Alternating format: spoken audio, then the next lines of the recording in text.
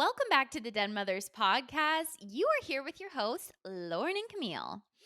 We have a really exciting episode today. We are talking all things meditation. But before that, just want to give you a reminder that if you absolutely love us and you want more of us, you can join our VIP Wolf Pack at patreon.com/the Den Mothers. We put out exclusive content. We have, I think, 8 bonus Q&As up right now. And you get entered into a monthly raffle to win an hour-long 2-on-1 session with us. So head over to patreon.com/the Den Mothers to join our VIP community today.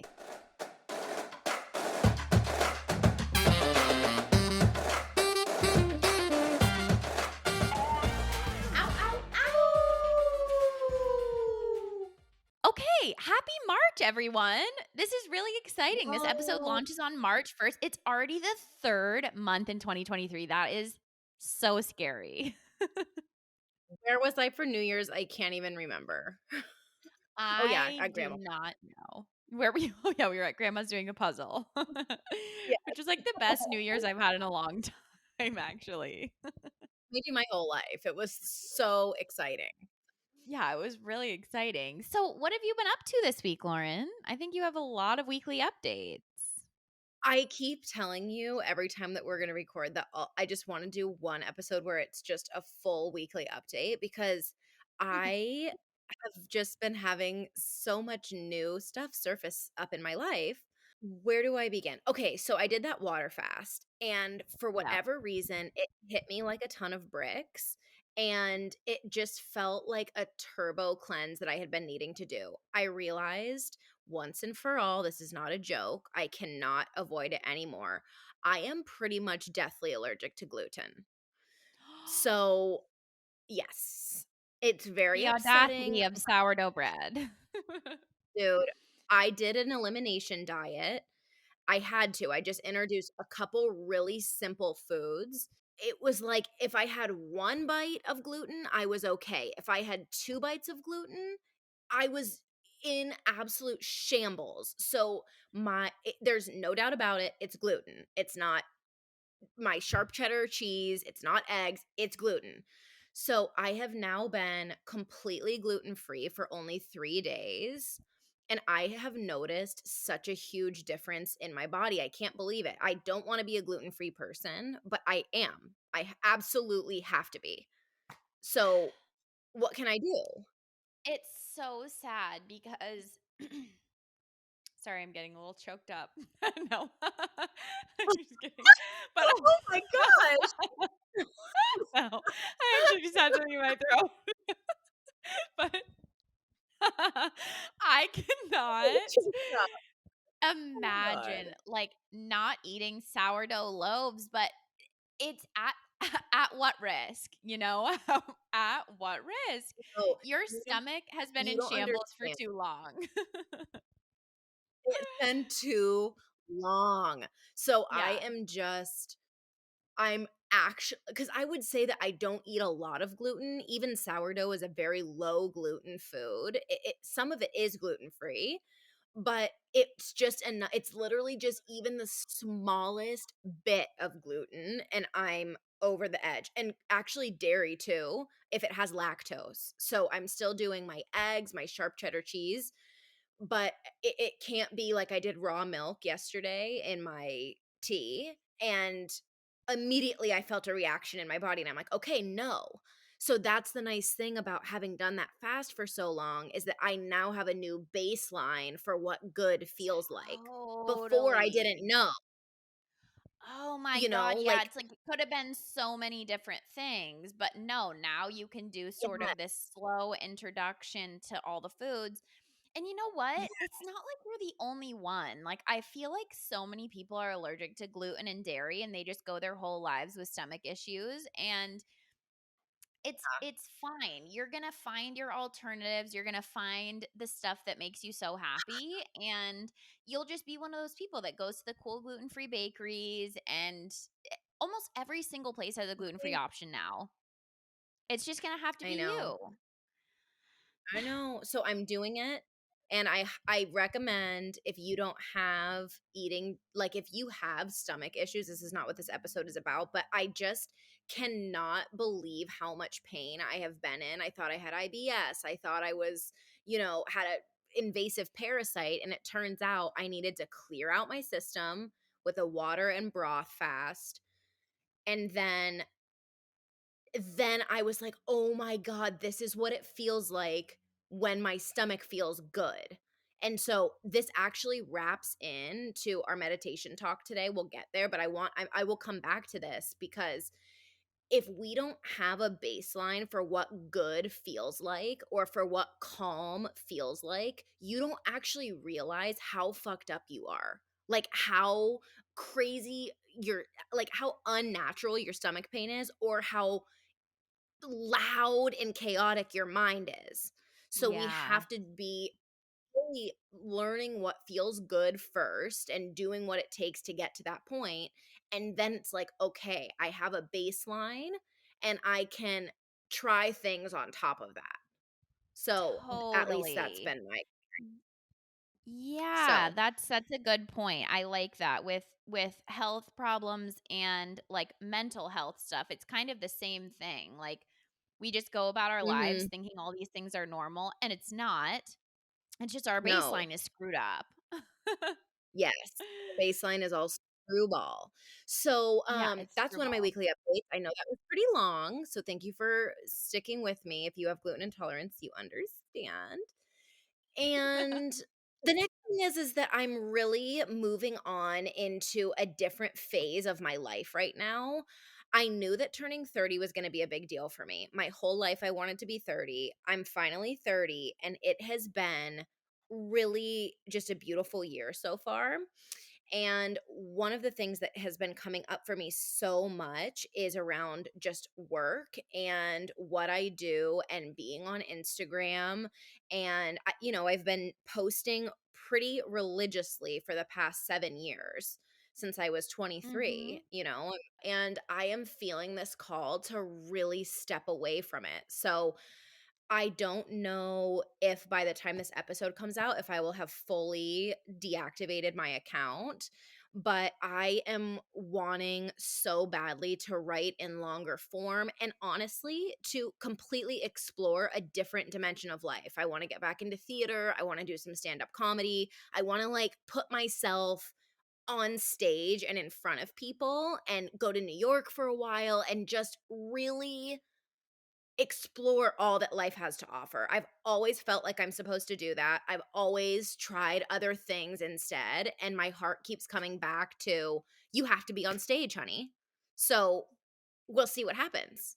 I love the idea of you being back on stage again. You all don't understand the amount of support through highs and lows it requires to be Lauren's sister.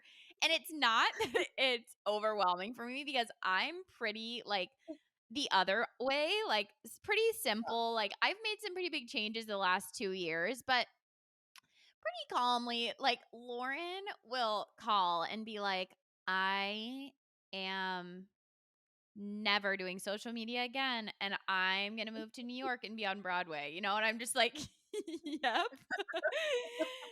Yep. I am here. I am going to support it. And then the next day it's just like, wrong. I was wrong. I am going to do a meditation retreat and live in the forest. It's just like all of these funny changes. But I do feel like for the past, like, I don't know, 10 years, you and I have been having these conversations about you just really going for it with the theater. And I mean, for those of you who don't know, Lauren was a thespian in high school and college. And you kind I of was. just stopped doing it altogether. So I feel like it's just if not now when, you're kind of at that point. And I feel like this Yeah. is a good lesson for our wolf pack. Like, if you are at an age where you're thinking, oh my gosh, I'm kind of wanting to start a family soon, you better start making some ballsy moves and just freaking go for the stuff you've wanted to do. If not Yes. now, when? You're not getting younger. I feel like you're 30 and you have to do it. Otherwise, it's going to be one Yeah. of those things where you're like, what if I would have done that when I was 30? You know? Yeah. And, if that's the life that called for me, then okay, if I never did it and it was kind of just like, man, I wonder what it would have been like had I done that. Obviously, I'm not going to live in regret and stuff, but it's this deeper thing right now where it's like I can't think of anything else. I'm literally looking up, you know, actors who started out in their 30s, or like, how did these certain female comedians get their beginnings? Like, what do I need to do to start? And I don't know if it's the thing is I don't know if it's theater, like if I wanna go and audition for Broadway, or if it's more of like stand-up comedy, or if it's just hosting live events where I can Mhm. teach, because I've been doing so much coaching where it's, one-on-one, and I have absolutely loved it. And also, I'm now craving post COVID to really be in a crowd that's moved. That Yeah. makes me feel so good, is to feel the feedback of a crowd. And so that's always felt like what I need. And I had that when I taught, I had that when I did so much theater. And yeah, for a while now, I haven't had that interaction and I'm just needing it. So Yeah. yeah, part of the deleting social media is just that it feels like, because I have She Wolf Lauren, and it's the, sex and love coach, that I kind of default to that because I have a following, I've worked on it, it feels easy for me to create content in that space. And it's like, okay, what would it look like if I didn't even have that? Like, Mhm. where would I go? What would I do? It's such a different feeling. And so that's the point of it. And we'll see. I mean, geez, the wolf pack will be with us. We're going to continue to do the podcast. We'll continue to have our Den Mothers page. And this is Yep. where you'll be able to find me. And you can go to my website, and which is shewolflauren.com, and sign up for my email list, please, because I will be so much better at sending out emails and really being active with you on there, since I won't have another outlet. So, anyway, that's kind of my Yeah. weekly update. That's really exciting. It's really exciting. So definitely Thanks, sis. make sure if you are a person who's found us through Lauren's page at She Wolf Lauren, make sure you're following the Den Mothers on Instagram at the Den Mothers, and make sure you're following me on Instagram at Camille Joanne XO. That's where you will see most of the podcast updates. And again, sign up for Lauren's mailing list at shewolflauren.com so you don't miss her other long form blog updates. Yes, and we can put the sign up form in the show notes as well. So you don't even have to go further than our show notes. You can just sign up right Mhm. here. My weekly update is nowhere near as exciting. And Whoops. also, I just feel totally fine with that. You're having a great life. I don't have any big updates. I am really just so happy right now. I feel like I had a couple days last week where I felt really down emotionally, and it feels like I bounced back from that with double the fire. And I just feel I didn't fight it. I felt into everything I needed to feel, of just being a little bit sad, being in my feelings again, which is fine. I knew stuff like that would come up for a while. And when I didn't push it down, I just let it flow out of me, had a little cry sesh. I feel just so inspired. I'm working like crazy. I'm having fun. I'm flirting. I'm going out. I'm going to the beach, having days with my ladies. It just feels fabulous. And Juju. Lady St. Patois, and I was accepted on Raya. So now I Okay, just what this is morning, that?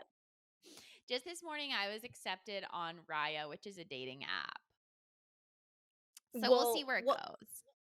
but what does that mean to be accepted? I'm confused. Raya is supposed to be a little bit more exclusive. You actually have to apply to be in there and get referrals and stuff from other people who are Raya members. So I had a couple of What? girlfriends who are on there. I had to do an application. You have to put your social media, your career, like what you do. And then I had 3 referrals of 3 girlfriends I know who said, like, yes, this is, I don't even know what the referral looks like, yeah, she's kind of cool. And then I was put on a wait list for like a month. And then I got a text this morning that I was accepted into Raya. And I'm like, oh my God, this is so exclusive. And you have to pay for it.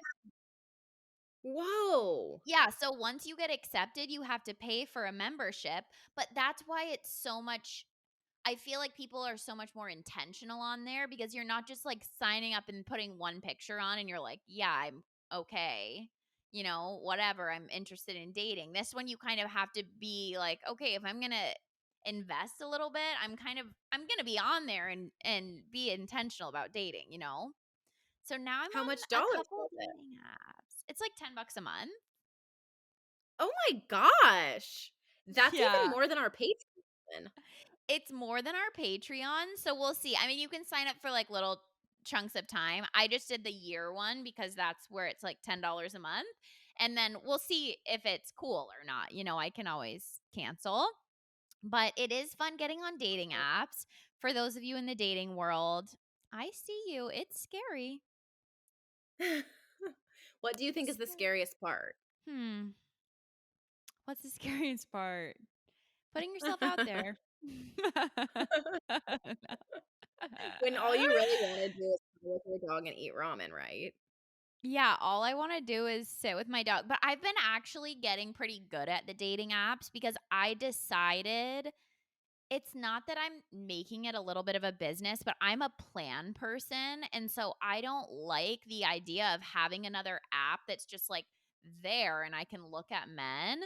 So, a couple weeks ago, I don't know if I said this on our other podcast, I don't think so, but I decided to be intentional about dating apps. Like, go on there once a day or once every 2 days and spend like 15 minutes. Like, look at the clock, be like, okay, you have 15 minutes to message people, swipe people, because I don't like the idea of just matching with a bunch of people and never talking to them. And I also don't like the idea of just going on there like it's people texting me, getting notifications. I'm like, no, I'm not doing that either. I'm just going to go on there once a day for a little bit and just see what happens. And it seems like that's better. It's been working better Dang, for you're me. so I'm good more with that kind of stuff. methodical. Yeah, you're so Yeah, methodical. I was just I like, am so whatever, when I met my husband. yeah, I'm methodical. I know. We just need to bring that up more. Lauren met Shane on Hinge. That is just wild. It is the part of my story that I can believe the least. It's so Yeah. crazy, but Just it happened that way. knowing both of you, it makes no sense. No, it doesn't make any sense. It's so crazy, but I guess you know what? I always just say there really wasn't another way to meet people at that time. It was COVID. Like, it really was so many people. I feel like it went from people wanting to have sex and getting on social media, or I mean, sorry, on dating apps, to if you wanted to date at all, it was really the only option. Nobody was outside and everybody's wearing a mask. So unless you That's had like so weird. friends, Mhm. unless you had friends who were introducing you to someone, you know, it was Mhm. the only way to date. It was purely dating apps. That's so crazy. And I forgot that for you guys met during example, that time. restaurants weren't even open. So for our first date, they were only open for takeout. So we got takeout and like went to my loft. And that was, our first date. We could have gone for a walk or something, but it's like That was the that's how caliber, cold it though. That was. was it. That was it. Yeah. That's so crazy. We just had Valentine's Day, which was all about love for other people, for your Valentines, for your girls. And we want to remind you that nourishing your skin and having self love and body appreciation practices is really important. We both use Amber Bath bathing essentials to adorn our skin with the best oils, absolutely nothing artificial or gross because our skin is our biggest organ. So if you want to hop on the bandwagon of shea butter, cocoa butter, vitamin E, and olive oil all over yourself, then go to amberbath.com and enter code WOLFPACK for 20% off your order. We promise that you will thank us. Enjoy. Today's episode is sponsored by meditation. We are talking And it's sponsored by this little Eastern practice we like to call meditating. this little contemplative doodad called meditation. Mm-hmm. Ding. Doing. Okay. So, so I wrote a blog post a while back called If You're Bad at Meditation, Read This. And it was inspired because I was meditating at my dad's and I only had 15 minutes that morning to kind of squeeze it in. And during that meditation practice, I had about 6,000 things happen, it felt like. And I was just sort of laughing during my meditation, like, how is this happening? And if I was a person who was meditating for my first time, I would feel so discouraged. Like I was so bad at this. And what I mean by 6,000 things is like, there was a dog barking in the distance. A fly was buzzing around my head. I was thinking about the 10 things that I had to do immediately after this. Why I was an idiot for meditating because I was going to be late to my next appointment. Like so many things coming up. And I'm just like, I don't even know if this is meditation at this point. But of course, I've been practicing meditation for a long time, probably around 10 years that I started being familiar with breath work and meditation and incorporating it Mhm. into my life.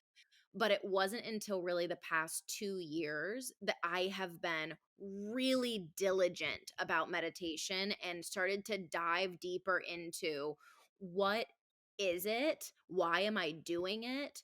What are the benefits? What's my goal? What does it Mhm. mean when my mind is racing?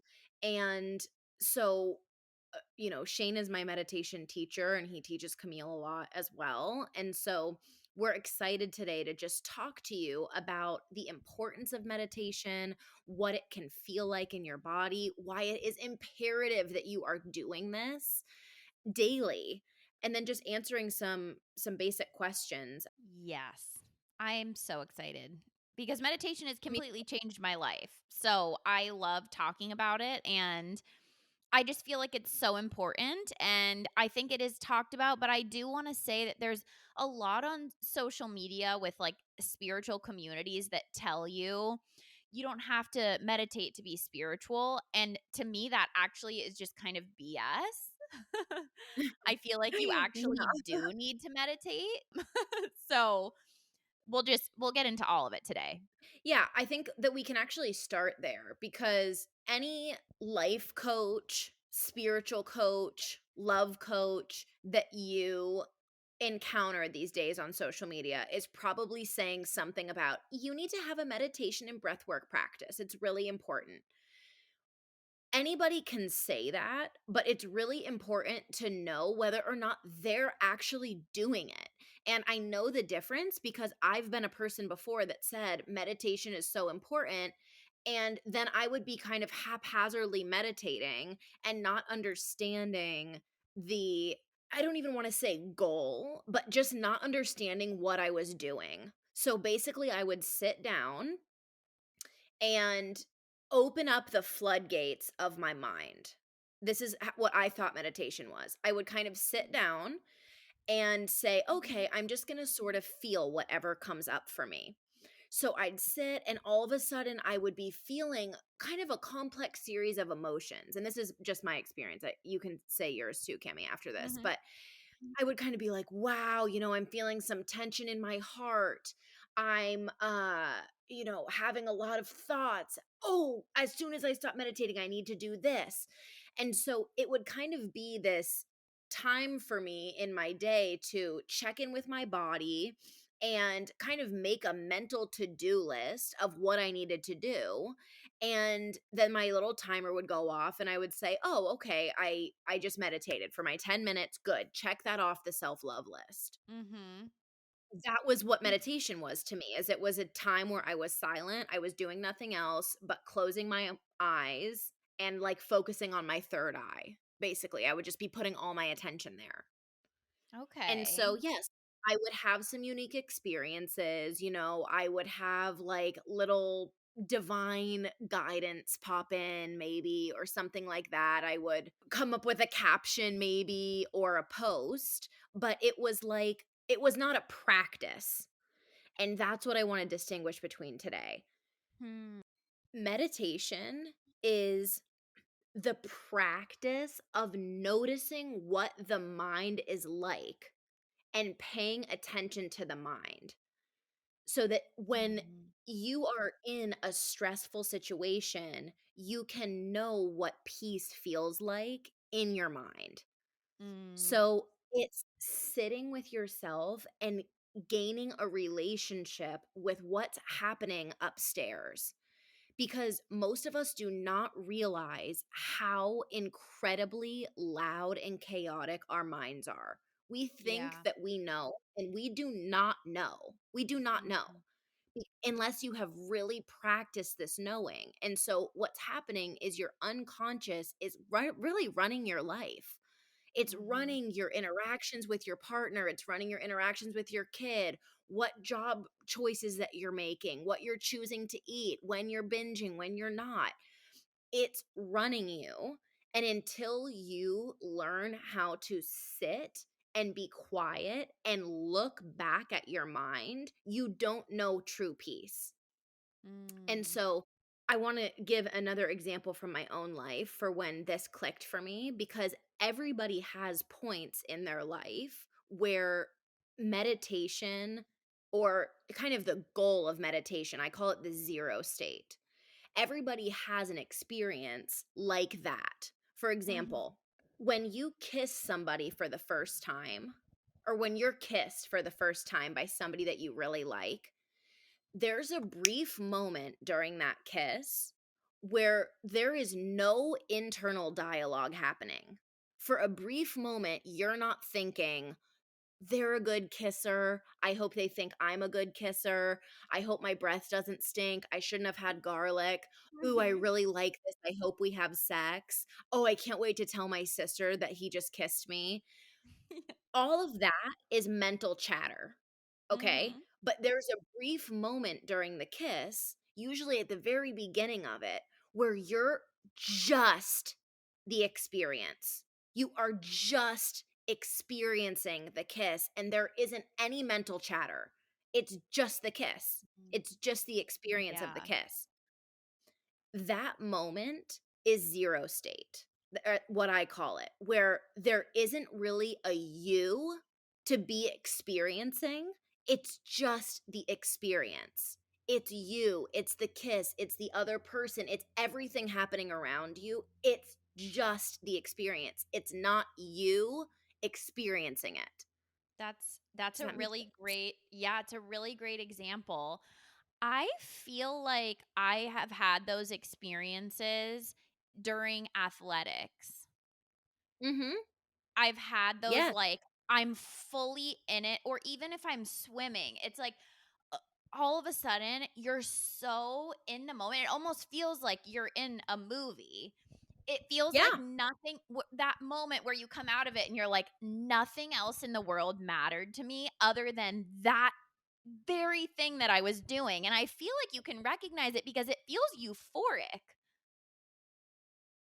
It can feel euphoric, but more importantly, I think what a central theme of these experiences is that it's really hard to describe. It's really hard to describe what it is because you're not thinking about it as it's happening, but Mhm. You know it, Yeah. and we all know it. You know what Camille's talking about. You know what I'm talking about because you've had these little moments of experience. Meditation from the perspective that I practice, which is Dzogchen Buddhism, Tibetan Dzogchen Buddhism, we call it taking the path for the goal. And meditation is striving for that state, that first kiss state, that state that you experience when you're doing an extreme sport or when you're doing something that you really love and you're just in it. It's taking that and being with that and trying to have those experiences closer and closer and closer together so that eventually you are experiencing your life. You are just in experience. Mhm. That, of course, can be really difficult. It's so simple, but it's really difficult because you're like, okay, but my body's doing all of this stuff. I'm in these relationships. My boyfriend's pissing me off. I can't just be in it. I was gonna just try to relate this to the way that what I used to think meditation was, because I feel like it's very common for people to think this way. Okay. Because my experience with meditation was different. I had a teacher in high school who actually knew how to meditate. So I Right. was taught as a junior in high school how to meditate, how to watch every thought, not to hold on Mhm. to it, to just see it for what it was and watch it dissolve. So that was ingrained in me probably younger than most. And then also in my yoga teacher training, again, years later. So the same thing, I've had on and off meditation practices since I was 16 in yoga Mhm. classes, doing breathwork stuff with teachers, but I almost separated my normal life from my practice life, if that makes sense. I thought Mhm. that if I could carve out that much time in my day for meditation, that that was supposed to be my quiet time, and the rest of my life, it was, like, totally chaotic, but it was okay if I had my next day, I was gonna do meditation. Okay, yeah. So, It was like I your didn't under sacred time. Just breathe. Yes, yes, and I couldn't understand that with the right practice, you can carry that. The point is to carry it throughout your whole day. Mhm. I had never Yes. made that connection until Shane. Yeah, what you're talking about is a really important thing to say because that's what I thought too, where I would have my meditation and it would almost be like an ego thing. Like, yep, doing my meditation. I'm so awesome. I am so put together. Now I'm going to go do all these other things in my life and like get my little to do list of stuff done for the day. But I wouldn't realize, like you said, that, oh, in my whole life, if I'm not applying this noticing my mind to my life, then I'm never going to improve or go anywhere. Mm. So, that goal of meditation to be in that zero state, I think I misspoke before. The Dzogchen nomenclature is, or the Dzogchen saying is, you're taking the goal as the path.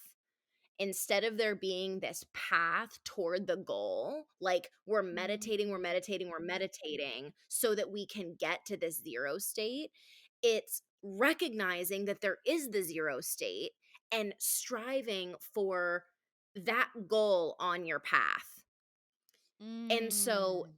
that experience of recognizing, oh my gosh, there's this time where I'm not a me experiencing the world.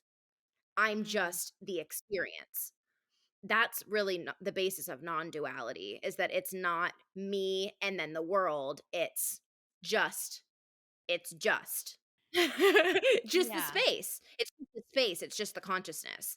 And Yeah. so taking the goal as the path is a pretty advanced it is the most advanced style of meditation. So, of course, what we have to have because it's so simple, but it's actually extremely difficult in practice because we're people and we have had so many things happen to us, so many really sad experiences. We're very disconnected from our bodies. So we have to come back to things like the breath when we're meditating. We have to come back to things like mantra. We have to come back Mhm. to things like yoga to open the body. And so Mhm. all of these practices, these contemplative practices, are really getting us toward a place where we can sit in stillness and be in that zero space for as much time as possible and then carry that throughout our whole lives. So the Mhm. meditation practice itself is practicing so that when we have these bigger life events, a family member dies, something tragic happens, there's a freaking, 9/11 or a volcano erupts, so that you can maintain your peace and not go to absolute pieces and Yeah. panic and suffer. Yeah, that's right. It Yeah. really is just for suffer mitigation. Not mitigation, Mhm. but you it's so hard because usually we jump or we want to jump into the practice when something's already happened and it's like, well, I'll just meditate or do yoga Mhm. or something to get through it.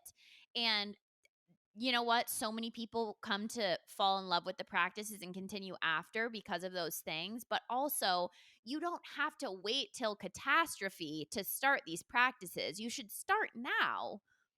Right. You should start now. I can't think of any practice more important than practicing presence now. I just wanted to mention that it's kind of one of those things where you have to just trust that it's going to change your life before it actually does, because the practice, it it slowly over time you start realizing things like, "Oh, that's interesting. I get really pissed off in traffic and I don't want to be doing that anymore. So how can I breathe through this, or how can I notice what I'm doing and take a step back?" You don't even have the, what is that called when you like a review of yourself. You don't have access to that if you haven't taken the chance to calm your mind down so that you can notice you're doing that. The awareness, the Yeah. self-awareness. You have to calm your mind so that you can be self-aware enough to make changes. And that's something that's really important.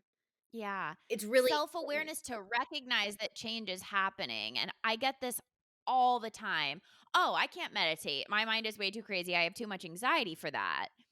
And I'm like, well, that is the whole entire point is to recognize Mhm. how crazy your mind is so that when you're implementing all these practices and doing like breath work and yoga and reiki and acupressure and all of these things, how will you be able to notice a change unless you dedicate time to stillness and silence? You can't. You'll just be Right. wrapped up in life, keep going, and you're doing the practices and you're like, oh my God, I can't notice any change. Well, of course, because you're not sitting with yourself. Yeah, and not only not because you're not sitting with yourself, but because you haven't dedicated enough time. The interesting thing about our culture is that we're so obsessed with instant gratification that you're Yeah. expecting to sit down and take one deep breath and all of a sudden be able to awaken. Like, that's basically people, maybe not to that degree, but it's people are like, "Well, I'm still fighting with my spouse or my kids still pissing me off." And it's like, of course. Of course, you haven't dedicated yourself to this. You have to really Mm-hmm. decide for yourself what's important to you. And maybe Mm-hmm. it's the money and the fast cars right now, but when you're on your deathbed and you haven't practiced at all for death, and you haven't practiced at all clearing out all of this minutia in your life that doesn't feel aligned with you, it's going to be pretty important for you to have dedicated yourself to this early in your life. Yeah, it really is. Meditation, I feel like, has brought up so many things for me. And it's also really showed me where in my life I needed to do additional work. And you Mhm. said something earlier about y- the way you would sit in meditation was just letting your mind run like crazy. And though that's not the practice, I Mhm. find there are moments in my life, so I dedicate specific time for meditation, and then also I take note of what's coming up a lot, and I actually do at some point, like, whether it's if it keeps coming up over and over, I don't have, like, a set amount of time, but I'm like, "Wow, I actually need to start doing some work with that part of me." Like, okay, there's Mhm. some healing that needs to be done here. There's some change in my external life that needs to be made so that I can continue on my path to presence. Because right now, when I'm sitting in stillness, my mind is crazy because of this thing. You can more Mhm. easily see what's pulling you out of the present moment. Totally. After this, I feel like we should actually talk about how to meditate. But what I just wanted to say here is that a lot of times breath work and meditation are combined into one. People will say, "Are you doing your breath work and meditation?" And the reason for that is because the mind rides the breath. So if you're unaware of your breathing and you're breathing quickly and shallow, like most of us are when we're typing on our computer or we're on our phones, the mind is more capable of being chaotic because of the oxygen, because of your actual biology. And so when we sit in meditation and really focus on the breathing with proper posture and really getting our body into a state of comfortable erectness, you want to be Mhm. erect, but also comfortable so that you can have the benefits of noticing your belly breaths. You can notice where your lungs are expanding and how you can fit a little bit more air in there. You can notice what all of that feels like, and it helps your mind to calm down. Your mind naturally Mhm. takes care of itself the more we breathe, breathe, breathe, come back to the breath. Mhm.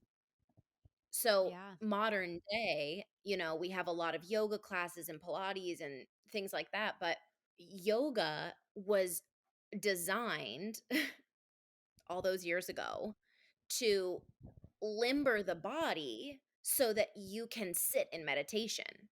Yoga is for Mhm. meditation. And we've People adapted forget that, of that. course. Yeah, we've adapted it, of course, to be moving meditation and all of this stuff, and it's wonderful. But it was to open the body so that you can sit in meditation and self realize, so that you can notice that you're Comfortably. not a Yeah. symbol. Yeah, because when So, you're sitting right now, you see all these photos of people meditating, sitting on the floor in full lotus with their knees touching the ground, sitting erect, and you're like kind of scared. You're like, well, holy shit. I'm like basically in a ball. My hips are so super tight. I can't meditate if I have to look like that. right. I feel like it's kind of scary. But we forget that's the whole point of yoga in the first place was limbering the body so that you can actually sit for hours on end. Yes. And it's important to just remember that. Like, what do you want to be like when you're old? I just always think about when I'm old. I just think about when I'm old, think about when I'm old, think about when I'm old. What kind of an old person do I want to be? And Mhm. I want to be a limber one. I want to be little So do Susie with my I. wrinkles if I'm going to have them. And I want to be in Lotus and walking around like our grandma. Like, I just want to be her. Yeah, me So, what too. can I I do? feel like the people with the most vibrant energy that I've ever met as old women, because I feel like it's really important. This is sort of a side note, but to ask elders what a part of their life is, that has really made them happy or thriving. They've like made it, they've made it to how old we are trying to get to. And most the ladies that have this vibrance about them and they look so just cute and put together, yoga, all of them. All of them, they have a stretching practice and I'm like, I am Yeah. telling you, the yogis know where it's at. The yogis know where it's at. Okay, so let's talk about how to meditate. I think it's really important for the wolf pack. Okay. Number one, you've got to carve out some time in your day. Seems obvious. Yeah. It's not obvious. You Mm-mm. every single Sunday when you get your little notification that says, "Bingo, bango, bongo, sorry, little lassie, you've been on your phone for 8 hours this week." That is a problem because 8 hours adds up, and all of a sudden, just 3 of those days, that's a whole day of your life. 8 times 3 is 24, right? Yeah. Whole day of your life, 24 hours. So if you can do that, and if you care about Kylie Jenner and what everybody's doing, and I'm speaking to myself here because I literally blocked all of the Mhm. Kardashians so that they don't pop up on my feed anymore. Because it was so addicting. It's so interesting. If you can dedicate the time to learning your new makeup trend, how to do your hair the cutest, you can dedicate time to putting your phone on airplane mode and sitting down on your ass for 20 minutes a day. You can do it. Yeah. You can do it. You can. That is essential. I am so sick of people saying that they do not have the time to meditate. But you know what? It gets really hard if you are not doing it at the butt crack of dawn first thing in the morning. Like I have just even Yeah. realized for myself, I have to do my ritual first thing in the morning. I get up, I brush my teeth, and I sit back down. Because if I'm Yeah. like, "Okay, I'll do it after I work out. I'll do it after I go out to eat tonight." It's like, I'll and you all of a sudden are like, "Okay, I'll just get up and do it again tomorrow." For me, Right. the consistency came when I decided to dedicate first thing in the morning to stillness. Yes. Yeah, and it is too, it depends on your living circumstances as well. Like, who's up in your house? Did you just have a baby? Like, Mhm. is your partner willing to cuddle in the morning? You have to take into account what your current life structure is. But if you're a single chick living by yourself and you can't figure out a time to meditate, I'm sorry, but you're just not you're you're fucking up. I feel like I never swear except for when I tell people that they're fucking up, but that Yeah. is the truth, in my opinion. It's like, you can do this. Yeah. Okay, so Single chick for or single people guy. I'm sorry, but, uh, hey, I just have to throw this in there for any of our male listeners. I cannot think of something hotter right now as a single chick who's in the dating world as a man who is telling me they have a meditation practice. oh, I'm it's like, so hot. "Yes, please. Yes, please." Yeah. It's almost a non-negotiable for me. Yeah, it is. It's important. Yeah. It's important. Okay, Yep. the first thing you need to do, and I agree, for me, it's in the morning. Shane and I were just talking about this yesterday. Even if you have all of the perfect circumstances, like I have the perfect circumstances right now to meditate at any time of the day. I could be meditating at Mhm. noon, 8 p.m., like I can do it whenever. If I don't meditate in the morning, it's really weird how it almost just is impossible for it to happen. It's like Mhm. it's part of my morning routine, just like brushing my teeth. Create 20 minutes of space. If you want to start with 5 minutes, you can, but you can do 10 minutes. You can do 20 minutes. You can sit down for 10 to 20 minutes. You can do it. Yeah. So that is the first thing. You have to do that before you can do anything else. Mhm.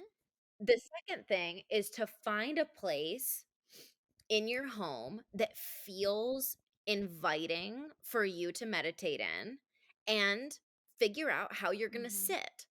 So if lotus isn't an option, you can sit cross-legged. I like to pull my butt cheeks apart and pull the meat out a little bit from my butt cheeks. Yes. So I'm Wait, sitting. first thing, even before pulling the butt cheeks out, I know that 98% of our population cannot sit in full lotus on the ground. So you have to be putting a pillow or two up under your butt. Your knees need to be below your hips because it will Yes. actually prop you up. Your knees are crisscross in front of you with your knees down the ground. Put pillows under your butt until it feels okay on your knees. It's okay. I have been meditating for so long. I still sit on I still sit on a pillow or two. So does Lauren. Yes. I am able to achieve full lotus for 10 seconds and no more before I absolutely scream and writhe in pain. So Yeah, before I'm your knees are before your kneecaps are shooting out of your skin. yes. So, if you don't want your kneecaps shooting out of your skin, do that. There are also, like, if you wanna get a little bit, if you wanna be like, "Okay, it would help me if I had a little meditation cushion," you can find amazing meditation cushions at Amazon.com if you Mhm. wanna go to Amazon, or you can go to local places, like, you can find little meditation cushions. Okay, the other option is if that feels very uncomfortable for you, you can also take a pillow, put it behind your knees, and sit on your knees. Sit on your knees and butt with your hands directly on your thighs. You're kneeling down, so your heels are on your butt, and then you're putting a pillow in between your butt and your heels. So you're sitting on the Yes. pillow, but you're on your knees. Mhm. Yes, and you can also put a pillow under your knees or sit on a yoga mat if you only have Mm. hardwood or tile or something. But basically what you're wanting is for your spine to be erect but relaxed and for your head to follow suit. So you don't want your head kind of coming forward or going back. You're wanting a nice neutral jaw and for your spine to be erect, but not, too much where your boobs are poking out or Yeah. your chest is poking out, but just a nice, I don't know how else to say it other than erect, but relaxed. I like to imagine a string from my tailbone all the way lifting through the top of my head, pulling up. So it's just holding you in place. You're just sitting there like one of those skeletons you saw in science class. It wasn't erect. It wasn't hunched over. It was just kind of plopped right down. Like it looks like it's just sitting exactly in a line. That's what you want. Yes, that's what you want. Now we have made our time to meditate and now we're erect and sitting. The next thing is, what do we do with our eyes? When I sit down in meditation, the first thing I do is just let my body know that it's going to be here and that it's safe. I always kind of just do that. I take one breath and just do a little body scan, like, okay, cool, I'm now in meditation. And typically, the eyes are closed.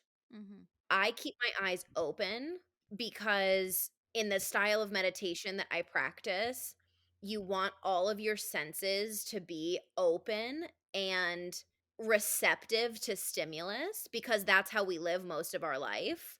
And so my eyes are open and I'm not looking out of the window thinking tree, window, branch. I'm really practicing non duality, which is why I keep my eyes open. But if it feels better for you, you're able just gently close your eyes. And I recommend beginning a meditation practice if this is your first time or if you're just starting to dedicate yourself to it, just noticing the breath. You can keep your mind on something that's consistent, noticing your inhale and Mhm. exhale. If it helps to tap one finger and just notice that one tap on your leg, just something that is consistent for you. Inhaling and exhaling. I used to count to 10 and then count over and Mhm. really focus on each number. Or you can repeat a Mhm. mantra. So having either a chant that you would say in Sanskrit or Tibetan or, typically a contemplative language is fine. Or you can repeat a mantra to yourself like, I am safe, I am love, or I am love, I am light. For me, it really helped to learn a Sanskrit mantra. I used to do Om Gam Ganapataye Namaha, Om Gam Ganapataye Namaha, which is for Ganesh. And then I had one that I did from my yoga teacher training, but you can learn these just online. I think it's important to recognize also that there are days I've been practicing meditation for a while now, and for a year plus every single day, and there are still days that I switch it up because my mind is just a little more crazy. So I'm like, okay, I'm gonna mantra today, or okay, I'm gonna do breath work today. I'm not all of a sudden just there's no I'm not expecting that every day that I sit down, I'm going to just be completely without thought. Because when you Right. start thinking that way, you get frustrated and you're missing the point. So Right.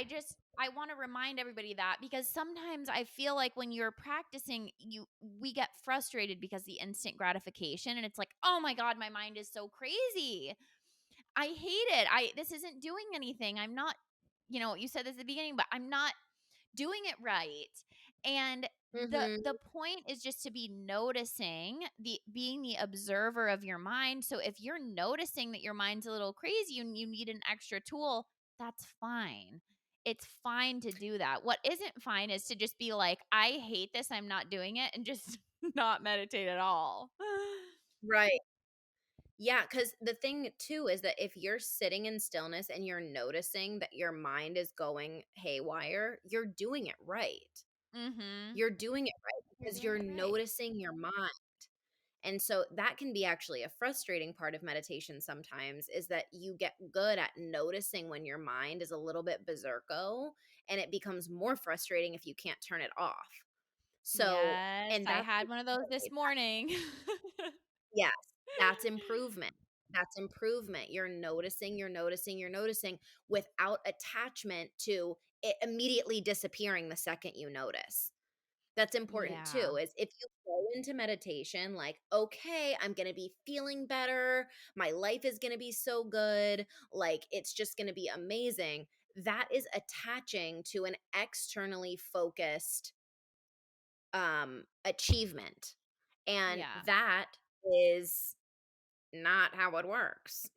We're practicing non-attachment here. We're practicing showing up even if you're just showing up that day. And sometimes it really is like that. Sometimes I will be sitting there and I will think, "Oh, my timer is about to go off. I can feel it. I've been sitting here for 26 minutes."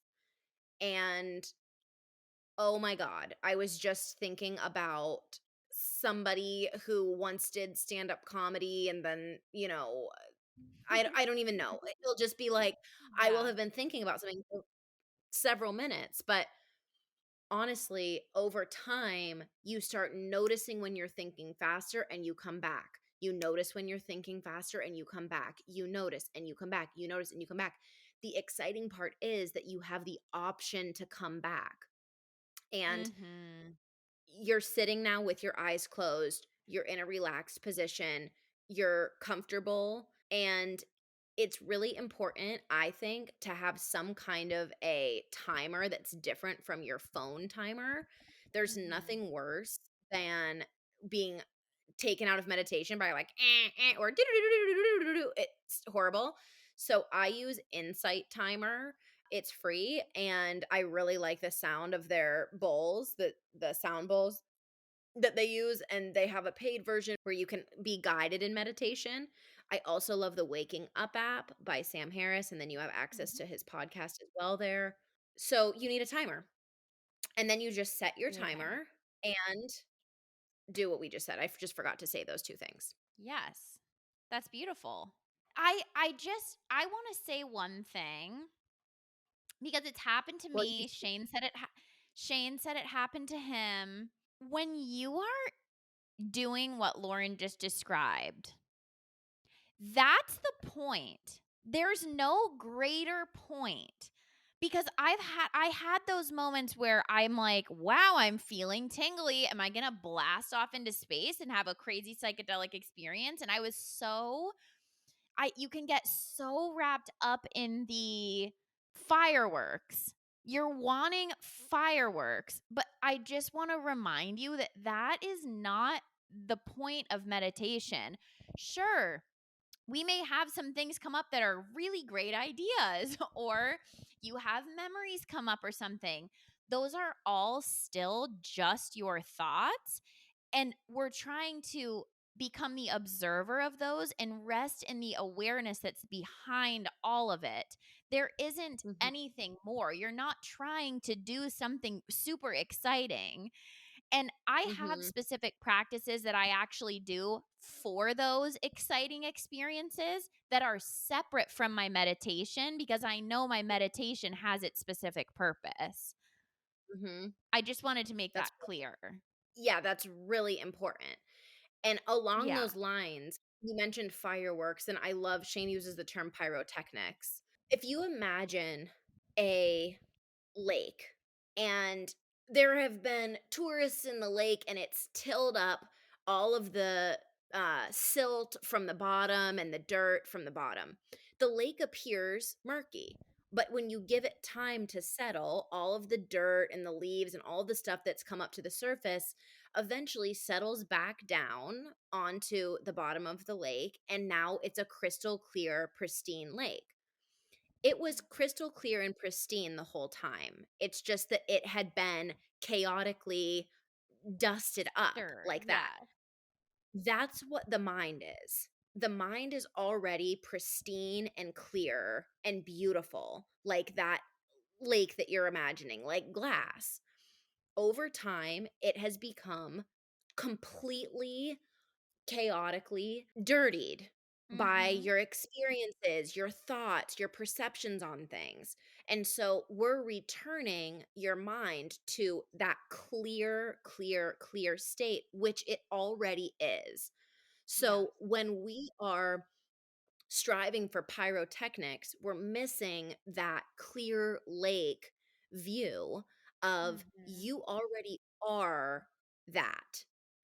You have been tricked into thinking that you're all of these other chaotic things because of society and what people have said to you and what you think, XYZ. And these meditation practices are to settle all of that silt back to where it belongs. Yes. Beautiful. And that's not to say too, I like to keep coming back to this. This is not to say it's going to bypass these traumatic events that have happened in your life. Like all Right, of a sudden you're going to meditate and you're going to be like, "Actually, I love my boyfriend who's really shitty to me." That's not That's right. not what's gonna happen either.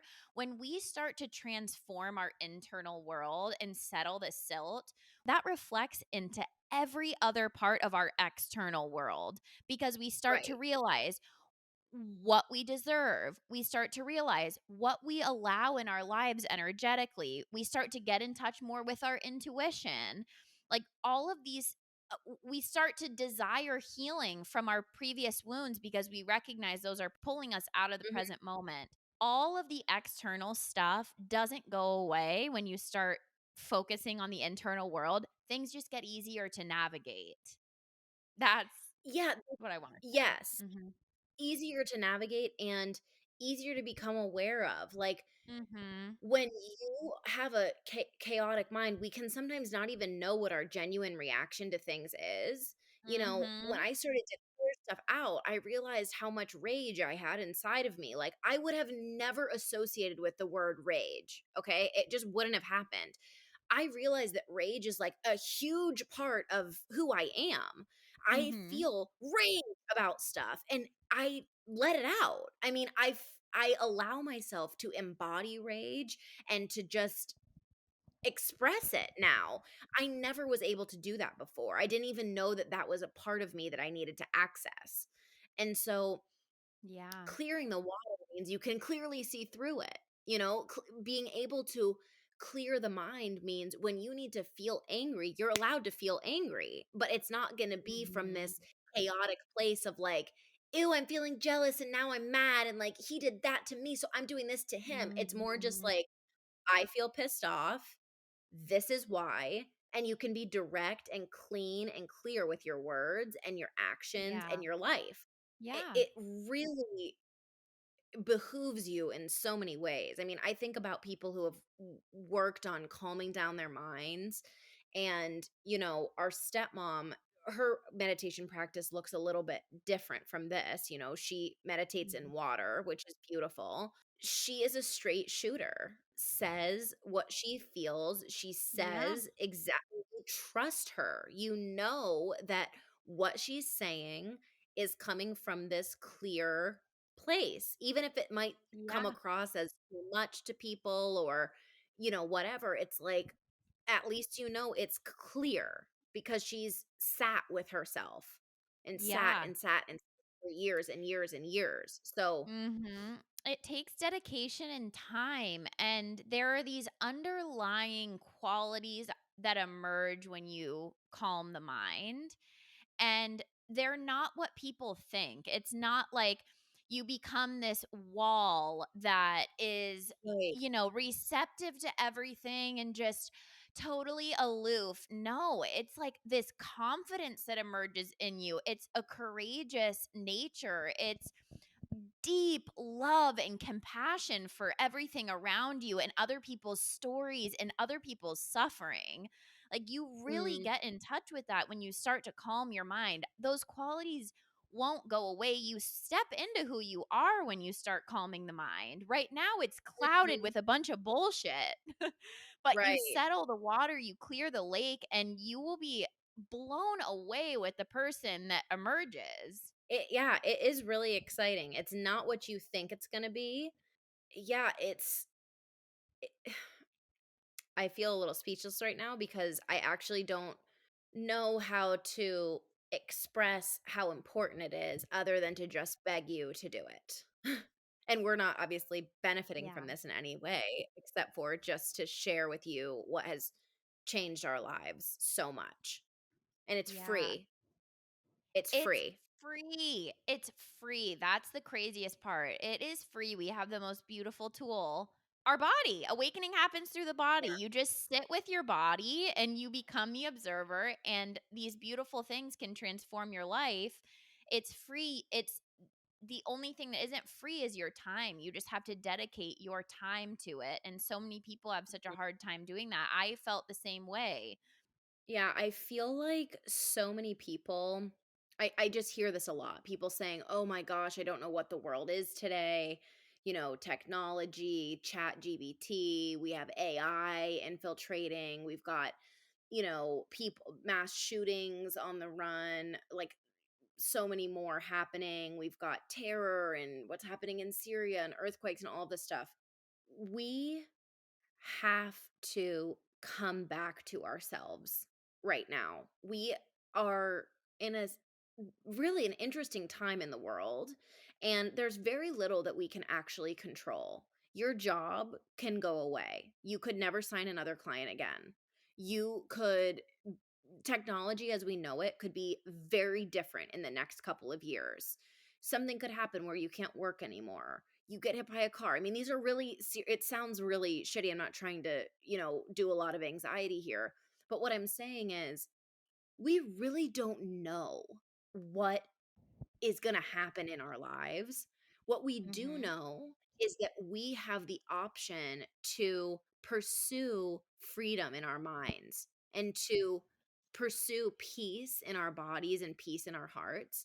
And that's what the world needs more of, is more of us Yes. dedicating ourselves to ourselves, really, so that we can come into relationship in healthier unions, so that we can parent in better ways. I mean, Shane and I were talking about this the other day about how society really begins with what your parents teach you. If you can teach your Mhm. kids practices that you do and they just already have this leg up, you know, it's a really big deal. It shapes the world. And so if we are really Yeah. concerned about what's happening with the world, become concerned with what's happening in your mind. Become concerned with how you can change your own life before you start reaching out to figure out where you can volunteer all your time and how you can become more involved with what's happening in the world. Become involved with your mind first and watch how your life Yeah. really can unfold and how that impacts the world. My 2 cents. Yeah. We show up so much more authentically in our career, relationships, friendships, relationships with family members when our inner world is calm. Yeah, you can learn how to feel truth. Our truth might look very different from what we think it looks like. We may do things when we're on this path where it's like, whoa, I guess I didn't see that coming. Geez. I mean, I've been very surprised by myself the past 6 months. And it's kind of just like, okay, but it feels in my body great. I'm just like, whoa, okay. I wasn't expecting to come to that conclusion, but here we are. And I've sat with it, and I know that that's exactly my truth. That's what we need more of, is people who are really digging in and sitting down and being quiet and still. Yeah, digging in, sitting down, being still. Yeah, I posted something on Instagram and I just said, if you want to be here or here or here or here, and it was me in all these different locations. And then at the end, it was a picture of me meditating, and it was like, find silence and stillness here first. Being present in all the different places through all the bullshit in life, it really starts sitting on your pillow, on the floor, in silence and stillness. So I can't think of anything that's changed my life more than my meditation practice in the last year and a half. And I just highly, highly, highly encourage you all to start too. Yeah, we love you, and we show you that we love you by telling you about this Yeah. because that feels like Yes. love. This is for you Yeah. den mothers, your pups right now, and there we go. If you meditate already, keep doing it. If you don't, start. Last thing that I want to say is you might sit here and listen to this and be like, I just don't know where to begin, blah, blah, blah. Just begin. Just sit down and begin because you will then have questions about your own experience. You can then reach out to us or to different meditation teachers, ask your yoga guru, ask, whatever. You will start engaging in conversation about it. You'll have questions to ask from experience, not just from this hypothetical, what if I can't sit down? What if my mind's too busy? Just start and then you can ask from that place. But don't let Yeah. this overthinking about how perfect your morning meditation is supposed to be stop you from doing it. Mhm. A great point to end on. Thank you for hearing us today, Wolfpack. This is a huge part of our lives, and we love you and hope it carries over into your life as well. If you start your practice and you have additional questions, Lauren and I both offer one on one coaching. You can find us at the Den Mothers on Instagram, and both of our personal pages and stuff are linked from there. We'll add our stuff in the show notes as well. Or you can find us on Patreon and ask us a question specifically that we will either answer for you or answer for the VIP Wolfpack at patreon.com/the Den Mothers. We love you. We're so happy to have you in our community.